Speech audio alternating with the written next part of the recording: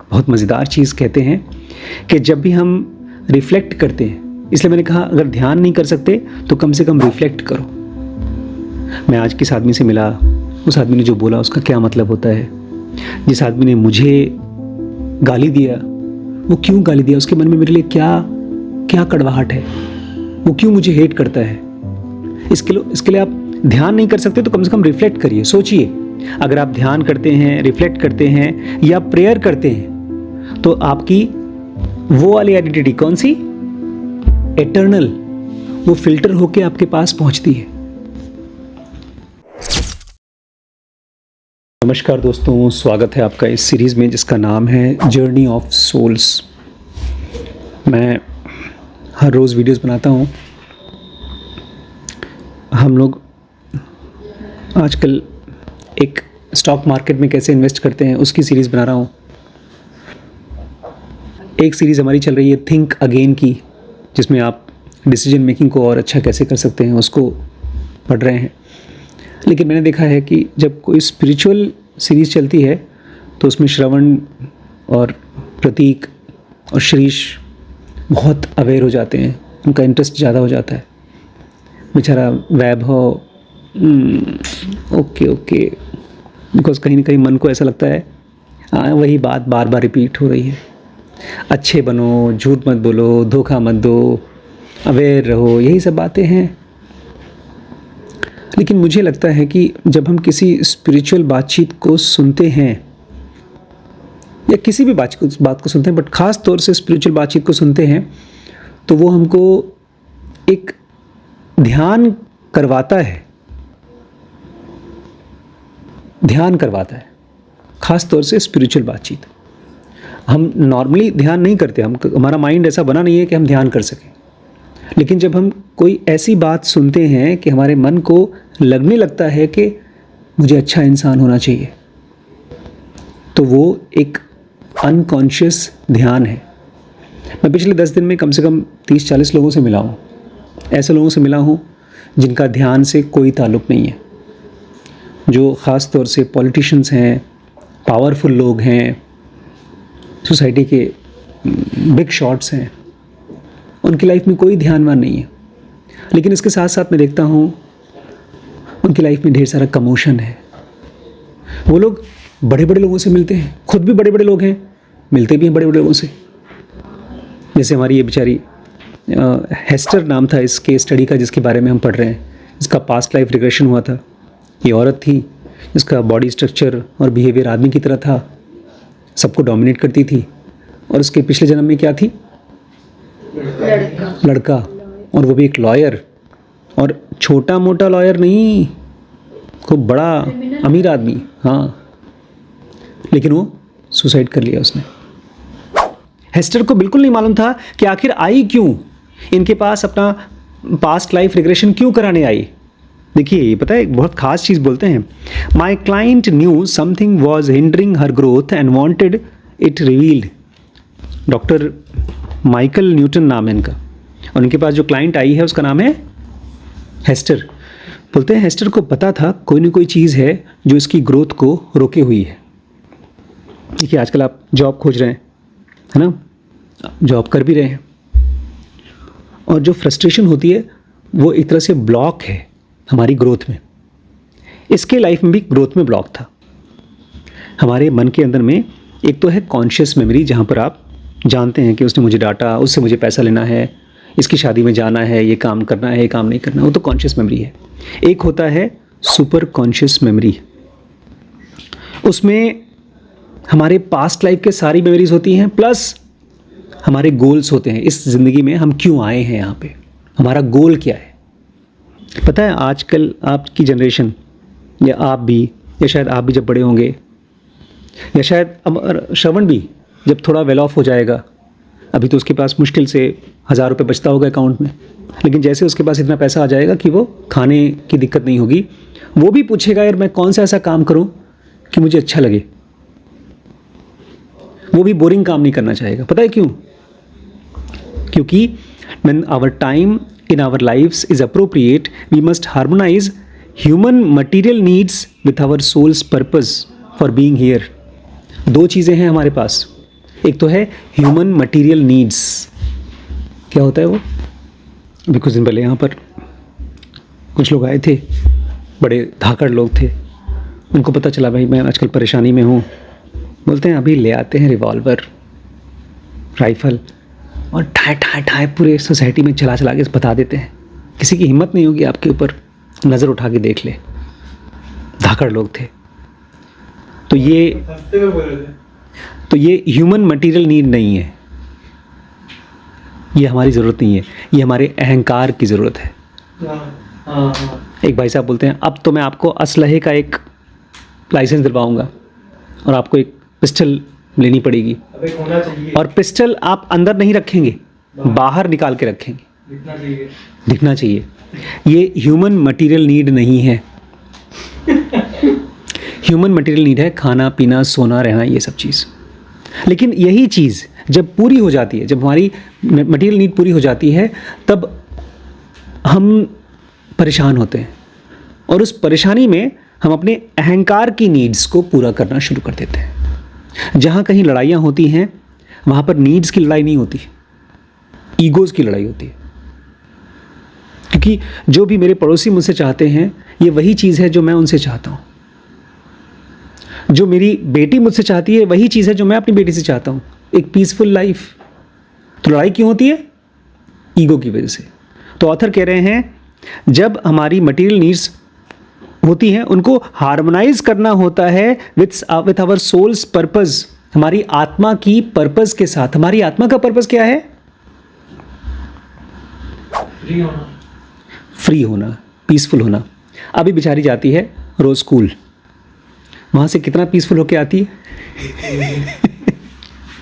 इससे तो अच्छा हमारे भैया लोगों की जिंदगी है, जेब में चवन्नी नहीं है लेकिन पीसफुल तो हैं। एक तरफ हमारी मटेरियल नीड्स पूरी हो रही हैं, एक तरफ उनकी सोल की नीड पूरी हो रही है। दिक्कत क्या है तुम्हारी? एक बच्ची आई थी, हाँ मजे हैं नहीं, हाँ दोनों चीज़ें होनी चाहिए। कह रहे हैं हार्मनी होनी चाहिए आपके ज़रूरत में और आपके लाइफ के सोल के पर्पस में। अब मान लीजिए मैं ये बुक्स पढ़ना बंद कर दूँ, मैं ध्यान करना बंद कर दूँ, मैं स्पिरिचुअल कॉन्टेम्पलेशन करना बंद कर दूँ, मैं खाली बिजनेस करता रहूँ और ऐसा बिजनेस चालू कर दूँ कि 24 घंटे उसी में बिजी हूँ, तो मेरी शक्ल बदल जाएगी, आँखें के नीचे और मोटा मोटा हो जाएगा। कुछ दिन में मन करेगा गुटखा खा लूँ, कॉफ़ी की आदत पड़ जाएगी, ब्लड प्रेशर बढ़ जाएगा। इस औरत की तरह, बेचारी की तरह एक टाइम पर ऐसा लगेगा या तो मैं सुसाइड कर लूँ या मेरी बॉडी को लगेगा सुसाइड कर लूँ, मतलब कोई बड़ी बीमारी हो जाएगी। ये बॉडी मरना चाहती है जब आप अपने सोल के पर्पस से डिस्ट्रैक्ट हो जाते हैं। और वहीं पर रस्किन बॉन्ड जैसे लोग हैं, कृष्णमूर्ति जैसे लोग हैं, रमन महर्षि जैसे लोग हैं, उनकी लाइफ में ये दोनों चीज़ें हार्मोनाइज हो जाती हैं। हमारा लाइफ का पैदा होने का पर्पस है फ्री होना। कह रहे हैं हमारी दो आइडेंटिटी होती है, दो पहचान होती है, एक तो बॉडी के साथ में और एक एटर्नल आइडेंटिटी जो कभी ख़त्म नहीं होती। जब जगते हैं तो ये आइडेंटिटी होती है, जब सोते हैं तो वो आइडेंटिटी होती है। लेकिन योग में आप इन दोनों आइडेंटिटीज़ को वन कर लेते हैं। दोनों आइडेंटिटी कभी नहीं छोड़ती हमको, दोनों रहती है।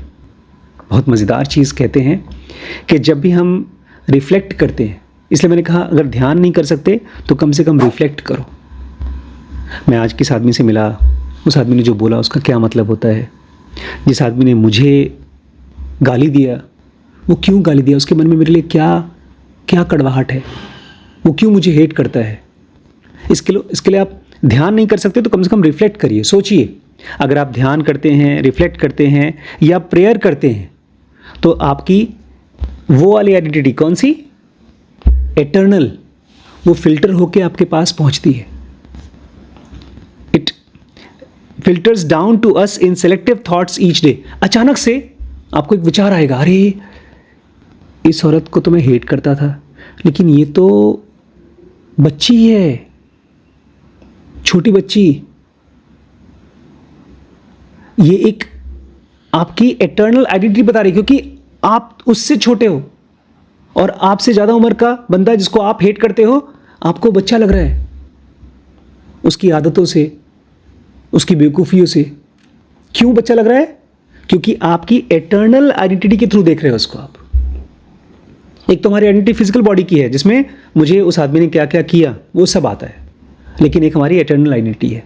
इसलिए जब आप शांत रहते हो, मेडिटेटिव रहते हो, तो बुद्ध जैसे लोग क्या करते हैं, माफ़ कर दो।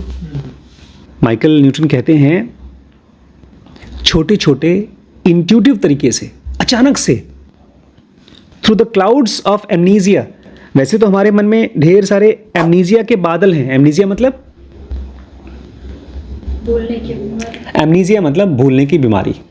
और जुनोगा भी बोलती है एक जगह पर कि हमारे पास पास्ट लाइफ को याद हम इसलिए नहीं कर पाते क्योंकि हमारे को सेलेक्टिव एमनीजिया है। एक ब्लॉक बना के रखा है नेचर ने। से ताला बंद कर दो तिजोरी की, ऐसे ही पास्ट लाइफ के सारे यादों के लिए ताला बंद है। लेकिन फिर भी we are given clues for the justification of our being. फिर भी हमको क्लूज मिलते रहते हैं। अंधेरा काला बादल दिन में, खूब काला बादल दिन में, फिर भी रात नहीं होती। क्यों रात नहीं होती? रात जैसा बादल दिखता है दिन में, चाहे कितना भी बादल हो, घोर घनघोर बदरा छा जाए, क्यों नहीं होता? सूरज की रोशनी पर। क्योंकि सूरज की रोशनी पीछे होती है। हमारे अंदर में एक है एटर्नल आइडेंटिटी जो सूरज की तरह चमक रही है, और वो अपनी एमनीजिया के बीच बीच में भी आपको मन में, देखिए कितना भी काइयां, कितना भी दुष्ट आदमी हो, जब वो कुछ गलत कर देता है तो डिस्टर्ब होता है। क्यों? वो डिस्टर्बेंस बताती है एक तरफ डिवाइन फ्रैगमेंट, एटर्नल आइडेंटिटी, एक तरफ भूलना, एमनीजिया, और दूसरी तरफ आपने गलत काम किया, लेकिन उसको उसमें से कुछ छन के आ रहा है विजडम आपको। इसलिए हम डिस्टर्ब होते हैं जब हम किसी के साथ कुछ गलत करते हैं। कहते हैं बदला लेने के बाद में ज़्यादा परेशान होता है आदमी। जब डॉक्टर माइकल ने पूछा था इस लड़की से, हेस्टर से, कि तुम औरत क्यों बनी, तो उसने क्या बताया था? 2 वजह से। मतलब लोग मुझसे दूर ना भागे। हाँ, लोग मुझसे डरे ना, और दूसरा उनको मैं डोमिनेट कर सकूं, मैनिपुलेट कर सकूं। डॉक्टर माइकल बोलते हैं, मैंने उसको बताया इसके अलावा भी एक वजह थी जो तुम औरत बनी थी। मैंने उसको बताया कि देखो तुम औरत हो तो तुम थोड़ी कम अग्रेसिव हो जाओ, मतलब गुस्सा कम करो। We discussed option for restructuring occupational goals. मैंने उसको बताया कि तुम अपना काम का जो गोल है, उसका काम का गोल क्या था, क्या काम करती थी वो? लॉयर नहीं थी वो, तो पिछले जन्म में थी। इस जन्म में क्या थी? रियल एस्टेट एजेंट थी। और चाहती क्या थी? बहुत अमीर बनना चाहती थी। मैं आज जिस आदमी से मिला वो भी रियल एस्टेट का था, तो प्रोफेशन से टीचर था। अब वो लखीमपुर में one of the biggest real estate agent ही है। उसके पास कम से कम 50 करोड़ की ज़मीनें होंगी लखीमपुर में, जो बेचता है खरीदता है, बेचता है खरीदता है। लेकिन उसकी शक्ल देखोगे वो आपको 3 बार देख लेगा, पहचान नहीं पाएगा। आज मिले, 2 महीने बाद मिले, फिर 3 महीने बाद पहचान नहीं पाएगा। मेमोरी खराब हो गई। जब मैंने उससे पूछा कि ये ज़मीन मुझे चाहिए, कितने मिलेगी, बोलते इससे 1 रुपये कम नहीं। मैंने कहा अच्छा काम करेंगे हम लोग, पब्लिक के लिए सेवा करेंगे, कुछ तो डिस्काउंट कर दो। एक तरफ बुद्ध के ज़माने में ऐसे बिजनेसमैन थे जो बुद्ध की बातें सुने और बोलते हैं कि हम आपको अपनी पूरी की पूरी ज़मीन फ्री में देने को तैयार हैं। और एक जगह पर एक बड़ी अच्छी ज़मीन थी जहाँ पर बुद्ध का विहार बनने वाला था, उसका नाम मुझे याद नहीं आ रहा है, बहुत ही खूबसूरत विहार बनने वाला था। उसको खरीदने के लिए जिस बिजनेसमैन का ज़मीन था, बुद्ध का एक शिष्य था, उसने कहा मुझे ज़मीन चाहिए आपको देने के लिए। तो वो गया उस पूछने के लिए कितने की ज़मीन है, तो उसको बेचना नहीं था। उन्होंने कहा इस ज़मीन को पूरे को अगर सोने से भर दोगे उतना पैसा मुझे चाहिए। तो उन्होंने भर के दे दिया। इतना पैसा खर्च करके बुद्ध को वो ज़मीन दिलाया विहार बनाने के लिए। अशोक जो राजा थे उन्होंने तो अपना राजपाट ही छोड़ दिया, भिक्षु बन गए। ढेर सारे मंदिर और बुद्धिस्ट मॉनेस्ट्रीज बनाई थी।